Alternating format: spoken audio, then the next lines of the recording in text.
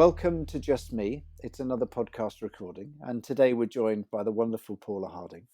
And my first question, Paula, is who are you and what do you do, please? Well, thank you very much for asking me. You're I'm welcome. Paula Harding, and I am an executive assistant. My current role is managing the Dean of Education at the Liverpool School of Tropical Medicine. I've been an EA for about 20 years after a period Wow. of different roles that sort of gave me the transferable skills to sort of work in that position. But I just love being the number two. I love being the person who makes an executive better. And Oh, what a nice description.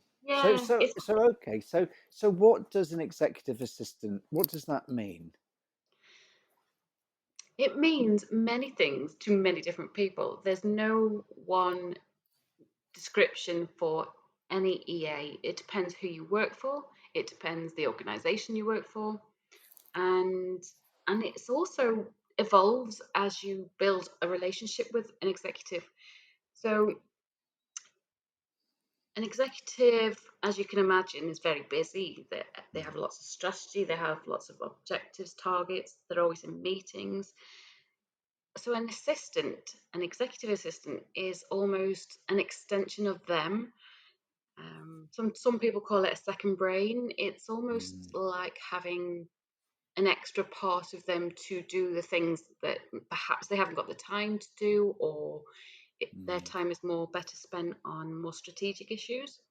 So the assistant has to know what's going on in the business. They have to know what's going on in the executive's head to be able to do that, brilliant. to work alongside them and understand what makes them tick and when their Mm. energy levels are at the highest and things like that, to sort of motivate them and also be like a stakeholder manager, if you like, because you're dealing with the people who interact with that executive. Brilliant. And what's your route to today then? So go back to if you're okay, kind of childhood. Where did Mm. life start for you? Well, I was born in a little town called Peel in the Isle of Man. I'm not sure if you've heard of it. It's No. a small island in the middle of the Irish Oh, Sea. the Isle of Man, yeah, but not Peel. And it's just the most beautiful island. We Mhm. had a really lovely childhood, always out, always up the side of Peel Hill, making dens and digging holes and setting up little fires and just, I mean, we had a really lovely house. My mum and dad had two jobs. Um, the primary school was 2 minutes up the road, and the high school was 2 minutes the other way. And Wow. so, lots of, as you can imagine, walks with the family. But my mum and dad both had two jobs to be able to afford the house that we had, and um, they weren't strict, but you knew you had to behave, and um, you know, we had to go to school if we couldn't, take a sickie or anything. And I and I'm a very emotional person, but I always wanted to be at home with mum and dad. But it sort of gave me that toughness to sort of, you have to get on with things in life. But they've always supported me if ever I was unhappy in work or in a relationship. They just always had my back. So what brought you from the Isle of Man to the mainland then? Because you now obviously do you live in Liverpool now? I'm in Liverpool now, yeah. About 21 years ago, but maybe more, I'd had a nervous breakdown, I'm sorry. and um, the job I had before paid quite well, and then I got unwell, and it took a period of time for me to get well. And when I recovered, I got a new role, but it didn't pay as much, and there was Mm. just no way I was going to be able to afford a property on the island. They're very expensive. I mean, even back then, they were very expensive. And so I got a second job, and I worked in a shop, like a news agents, if you like. Mm. And um, after after I'd started working there, have you heard of TT Week? Yes. Yeah. Yes, so TT Week, well, there's actually 2 weeks in the Isle of Man, Practice Week, TT Week, and all the motorbikes come over, and it's called a tourist trophy. And so I was working in the shop at the same time as TT Fortnight, and two guys started to come in, Hmm. and one was the son, one was the dad, and they started talking to me, and I started getting friendly with the son, and we stayed in touch. Um, I actually crashed my car the week they were over, and he used to come and see me in the hospital. And Oh. so, yeah, I'd lost my nan the week before, and I'd not long recovered from mental health, so it was all a bit of a strange time. Mm. And I started to go and see him in Liverpool. That's where the son and the dad were from, Mm. and he was one of 11 children. So he had sisters, brothers, nephews, cousins. So we Wow. were always out at birthdays, weddings, all sorts of, always out somewhere. And I really got to know Liverpool really well. Mm. And I just thought, well, why don't I just go and live in Liverpool? Give it a try, and if I don't like it, I can come home. Wow. And yeah, and I just fell in love with Liverpool, and it really helped me heal after the mental health issues Mm. because Mm. nobody knew me in Liverpool. They didn't know that I'd been in hospital. They didn't know that I was working in the shop at nights to earn money. Just things Mm. which gave me a bit of freedom. So I sort of fell in love with Liverpool, and it gave me this second life. Wow. And when my partner and I split up, I stayed. Wow. Yeah, and the things I've done since being in Liverpool, I would never have had that chance in the Isle of Man. Life would have been still good. Mm. It would have been different, obviously. Wow. So what are the main lessons that you've learned along the way? I think in the last couple of years, I've changed into obviously who I am now. But when I was at school, I was always worried about who my friends were, if they'd asked me to go to a party. So much Mm. time wasted of worrying about different things like that. And if I'd have had social media when I was younger, I mean, I don't think I could have coped. I mean, Mm. who you're friends with, who you're in the gang with, what's everybody up to, what's everybody wearing. I just don't think I could have coped with that. But Mm. now I'm just so much happier spending time on my own. I wear what I want to wear, um, and more recently, I've learned that materialistic things aren't important, and giving to others is more important than having. Mm. It's wonderful. Um, and understanding that not everybody was lucky as I was. Mm. And even today, I don't live in a fancy house or have a fancy car, but I have a lot more than many people in the world, and Mm. it's really being grateful for those things. Mm. But when was that? So at what point did that come about? Because that's a big lesson, isn't it? I mean, that's a real kind of life change, life changing moment. Yeah, When did that occur? I mean, was that recently, or you know, by moving to Liverpool? yeah. No, I was still very materialistic and worrying when I moved to Liverpool. I think Mm. perhaps over the last maybe 5 years, I think as you realise, you get older, you lose people you love, Mm. uh, and you realise that all that money you wasted on things that you don't even have anymore. Mm. um, and what really matters is the difference you make in people's lives and Mm. So the right. legacy perhaps that you'll leave. I mean, I'm very passionate about my profession, Mm. and I think what's most important for me is that I promote that profession because we don't always get the credibility and respect that we deserve. And I really want the young people who are coming up to be able to have a career that they're proud of and to be acknowledged for the value that they bring in business. Mm. Mm. But in life, it's I think as you get older, you realise that what really matters is the difference you make in other people's lives. It was interesting actually when I was younger. I went on a new business course, and I remember that the lady who was taking it, Sean Preddy, said, "Well, the most important people in any business, whether it's a PLC or a limited company or a NGO, or whatever, is the executive assistants, because Mm. they are the gatekeepers to the C-suite and all the top executives, and never underestimate the power that these people possess." And I don't mean that in a negative way, but as Yeah, you say, they are the second brain to a lot of yeah, these people. Really, really important. yeah. I think on top of that, executive assistants are they're more of a sounding board, Mm, a mm, confidant. So, mm, an executive may not want to go home and tell their family the trouble they've been having or how mm, annoyed they are with people, but we're almost like somebody that they can have that sort of mm, offloading to, if you like.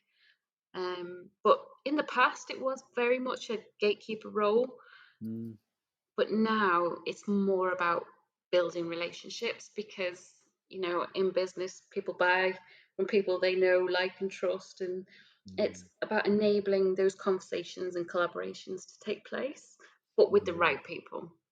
And mm, the amount of time some executives have is very small, and it's about making sure the right people um, get to meet with your executive, but also you know, ideas can come from random conversations. So it's, you've got to be mm. mindful as well that, you don't sort of gatekeep everybody out.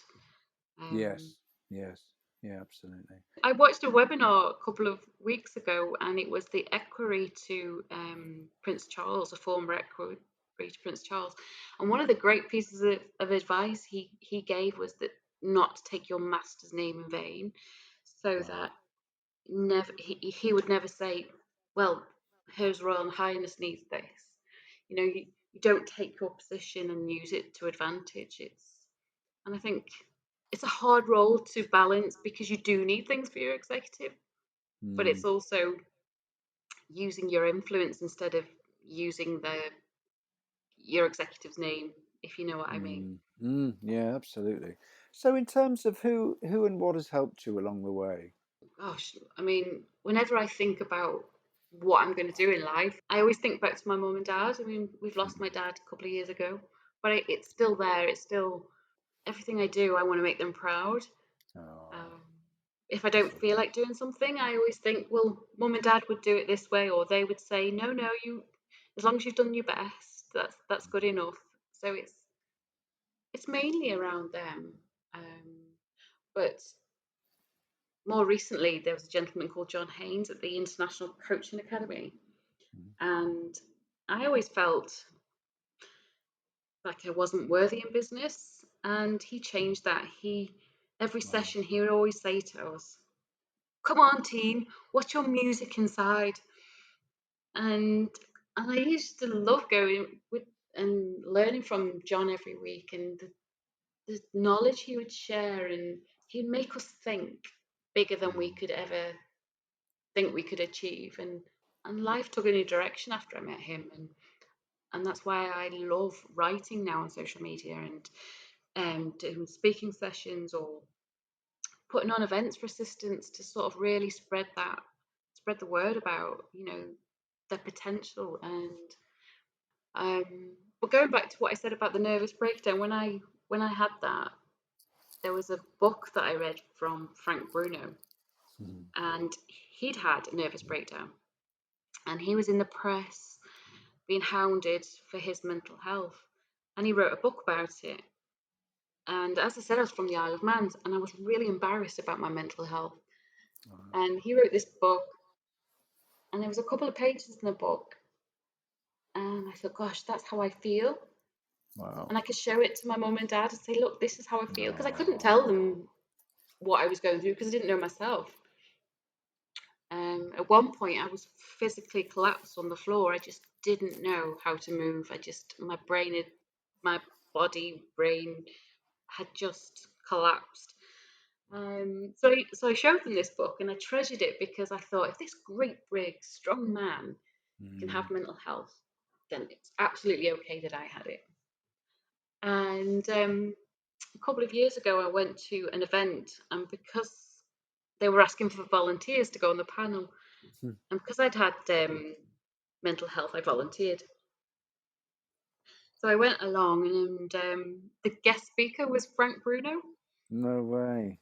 and I got to say thank you to him, and it was quite funny because he sort of gave me that look that he does on the telly where he sort of wrinkles his eyebrows and his forehead, and he Yeah. was like, yeah, yeah, yeah, that's lovely, and he was just.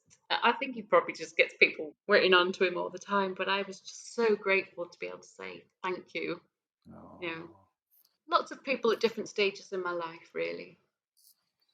And what helps you, keep going when times get tough? Because times do get tough, and it's because people. I mean, there's that thing, isn't it? They say that was it 4 out of 10 people suffer from mental illness or whatever or troubles, and I completely disagree. It's 10 out of 10 for me. It's like we all suffer, don't we? I mean, we Everybody have has cloudy got, days. yeah, Exactly. everybody has mental health. It's just that some people it comes out, and yeah. Yeah, and what is it that keeps you going though when things do get tough? Where do you? I mean, obviously you kind of reflect back on your parents and stuff, but what other Mhm. tools do you use? Well, definitely, like you say, definitely my parents. Because of that, I'm able to sort of dig deep and have that grit and determination to sort of carry on. And my mum would always say, like I said, do your best, and that's good enough. Mm, Um, and I just think John Haynes taught us about the mm, sigmoid curve, and I've seen it described differently in different things, the change curve and all these sorts of things. But he would describe it as that we all have a summer, a spring, summer, autumn, and winter. And the spring was when you get a new idea or you're going to do something new and you're all excited and you've got all these ideas and all these plans. And the summer is when it comes to fruition and everything's amazing and you're a success and everything's just brilliant. And then autumn starts to appear and things sort of go slightly wrong and you're not quite happy. mm, And then by winter, you're just everything's horrible, it's not working. But to know that spring is around the corner mm. and to know that summer will come and you will go back down into autumn and you will suffer back in winter, but always know that there's a cycle of life. That's really lovely. And I apply that to so many things, just if I'm having a rubbish day, I just think, well, this time tomorrow I'll be fine. Mm. So Or that, yeah, if I'm in, if I'm struggling with something work wise, then I just know that I'm on this curve and that it'll all come right again soon. that's really nice. So, what advice would you give if you could go back to your younger self? I don't know, Paula at 10 or Paula at 15. What advice would you give yourself? Oh, I tell her not to worry as much. Oh, lovely. Um, Tell her not to spend as much. Yeah, definitely. I've wasted so much money on things I didn't need. Mm, But I'd sort of say to her, you're going to have some hard times, but you'll get through them. And to take more notice as life goes by. oh, lovely. Spend more time with the people who, not just family, um, definitely family, but, friends or people who need you a bit more, just to Mm. really take that time to sort of support others. That's really nice. That's lovely.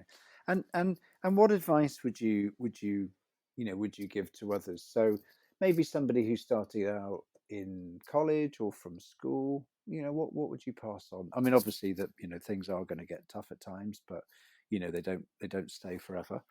So what advice would you pass on? Or do you pass on? Because I know that you do some fantastic social media posts and things. Well, I love to see life as a great big unsolved jigsaw.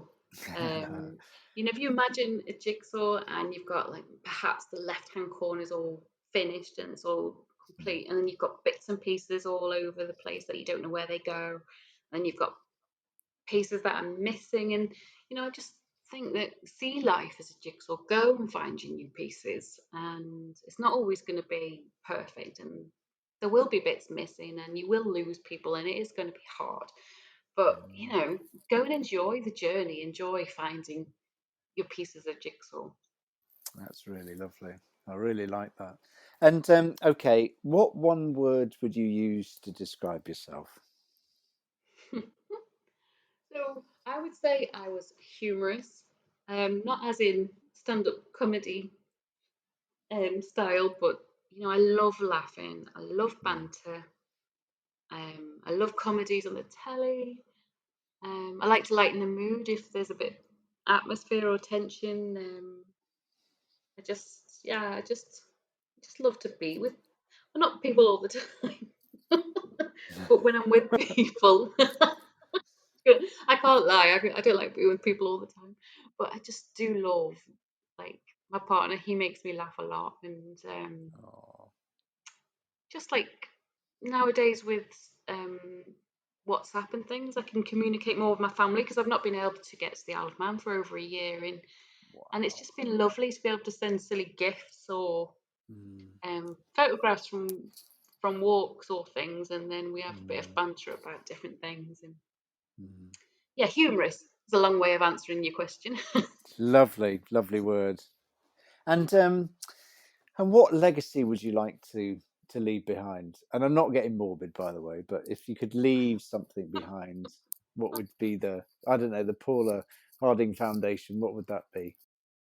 For my foundation. Well, as I've said, I love being an executive assistant. I'm really proud to be an executive assistant, and I really want for my profession to spread the word, tell people about what we do, encourage people to see the value that we add in business, and to sort of gain that credibility and respect. But that's for work. In my own life, it would be that I'd loved and supported everybody who was um, involved in my life. Um, That's really lovely. but I do have it's not a poem; it's a reading that's on my desk, and I'd love Mm, to read it to you. please do. So it's based on Robert Ingersoll's quote, "We rise by lifting others." So it's 3 paragraphs, but I'll read it quite quick. When you help others, your life starts to have meaning and purpose. Real joy comes not from material possessions, but from people. When we give our hearts in kindness and love, we get the riches of the universe, and the greatest of these is happiness. When you're generous with others, you feel abundant. Your life feels fertile and rich with possibility. Remember, leadership is all about inspiring people to believe in the impossible, to believe in themselves, and to become the very best version of themselves. When your leadership is all about service to others, you automatically become someone of value, and as a result, the fruits of generosity rub off as an abundance mindset and support you to be more wealthy in all areas of your life. That's really lovely. I bet that's is that something that kind of John Haynes kind of pointed you to as well? Yeah, when I'm writing my posts and things, I do quite a lot of research, and I love to read things that I wouldn't go for ordinarily. I like to sort of go on a path, and I Mm, end up reading things that I wouldn't have found on purpose. And I love to apply them to my life, and I just think mm, that's everything that my legacy wants to be. And that it's beautiful. I think I think we're led where I'm not a religious person, but I believe we're led where we need to be. Mm, And I just think that sums it up perfectly. That and I came across that by accident. it's beautiful. It's really, really nice. But it's funny, isn't it? Those things we don't teach at school, we don't teach at college. We have to learn those vicariously, don't we? And Mm. it's such a shame, isn't it, that we don't, that those aren't the values that we instill in each other through education and through employment. Yeah, I mean, I think working in higher education, um, it's hard to fit that balance in. You have Yes, that timetable, you have the expectations, you have the funding, you have to, yes, so many people to tick this box and tick that box, and I think it's very difficult Mm, to achieve those things, but I mm, think it's absolutely important. yeah, really is. That's really beautiful. Thank you for that. Paula, it's been wonderful talking to you, and we have spoken before, and it really is a pleasure. I love talking to you. I love your journey, and I love your honesty, because there aren't many people that would say that they did have a breakdown, because that's incredibly private. But thank you for sharing your knowledge and your wisdom. It's really lovely talking to you. Thank you so much. Well, thank you for asking me, and thank you for taking the time. You're very welcome. Thank you.